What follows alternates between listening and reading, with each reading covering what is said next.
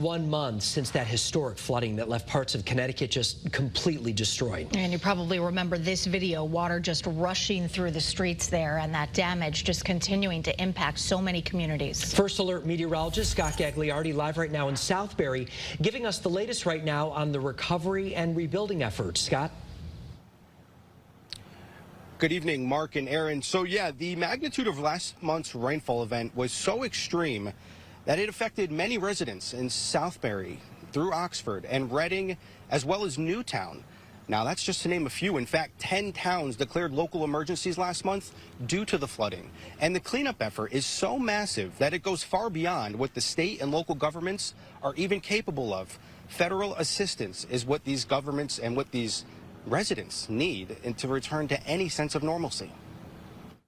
The storm, which swept through the state on August 18th, caused widespread damage to homes, businesses, and infrastructure, leaving countless residents displaced and facing a long road to recovery. We haven't had aid from the government or really the town or anything like that. According to the most recent FEMA assessment, 19 homes were completely destroyed, 170 suffered major damage, 133 were deemed inaccessible, and over 1,000 were affected by the flooding.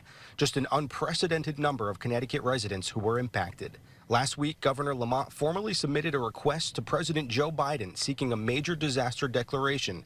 This comes after Biden approved Lamont's federal emergency declaration request back in August to get help from federal agencies with local cleanup. I spoke to the people at Red Cross today again, and she said, you do not qualify. We went through it.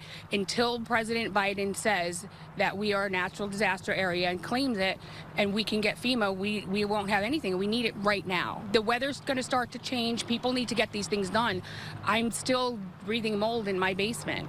I have asthma. This is not safe. We need to get these things done right away. Lamont also asked for the Individual Assistance Program to be approved. This program helps homeowners and businesses cover the costs of repairing damage to their uninsured property. And in addition to these programs, Lamont also requested the implementation of FEMA's Hazard Mitigation Grant Program. This allows state agencies to take actions that can reduce long-term risk to people and property from natural disasters.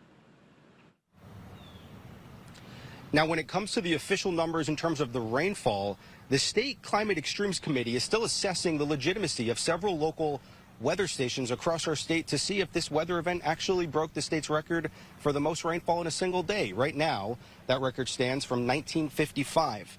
But regardless, when it comes to climate change, it's not a coincidence that this 1 in 1,000-year event occurred during the warmest summer on record. When you have more warmth, the atmosphere can hold more moisture, and that increases the likelihood of seeing extreme rain events just like this one.